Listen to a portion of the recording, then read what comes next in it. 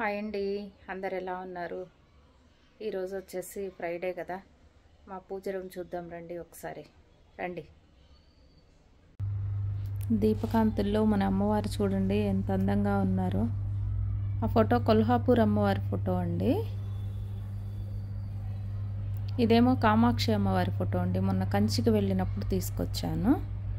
మంచిగా గంధం కుంకుమతో అలంకరించి పువ్వులతో అలంకరిస్తే అమ్మవారిని చూడటానికి రెండు కళ్ళు సరిపోవండి.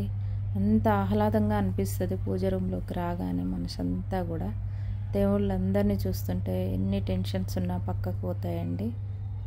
అందరూ అంటారు, మీ ఇంట్లో ఏంటి సాయిబాబా ఫొటోస్, లక్ష్మీ అమ్మవారి ఫొటోస్ ఎక్కువగా ఉన్నాయి అని చెప్పేసి. అంటే మనకి ఎవరైనా గిఫ్ట్ చేసినా లేదా మనం అనుకోకుండా కొనుక్కున్నా అవి దేవుళ్ళు మన ఇంట్లోకి రావడానికి వాళ్ళు సిద్ధపడి వస్తున్నారు అని చెప్పేసి నేను ఒకటి కంటే ఎక్కువ ఉండొద్దు అన్నా సరే అన్నీ నింపేస్తానండి. నాకు అంత ఇష్టం అన్నమాట.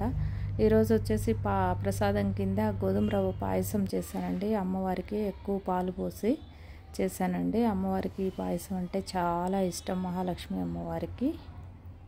ఇవన్నీ షిరిడీలో బై చేశానండి. నాకు ఈ గోవు ఫోటోలన్నా దేవుళ్ళ ఫోటోలన్నా ఎక్కడికి వెళ్ళినా సరే అనుకోకుండా నేను తీసుకొని బై చేస్తూనే ఉంటానండి.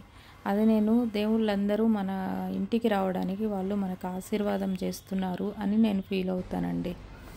కామాక్షి దీపాల వెలుగుల్లో అందరూ దేవుళ్ళు కలకల్లాడుతూ బాగున్నారండి. అలానే తులసమ్మకు కూడా పూజ చేసుకున్నానండి. మనసారా నిండుగా చాలా ప్రశాంతంగా అనిపించింది. ఈ వీడియో కానీ మీకు నచ్చినట్లయితే please do like, share and subscribe friends. Bless me. Thank you.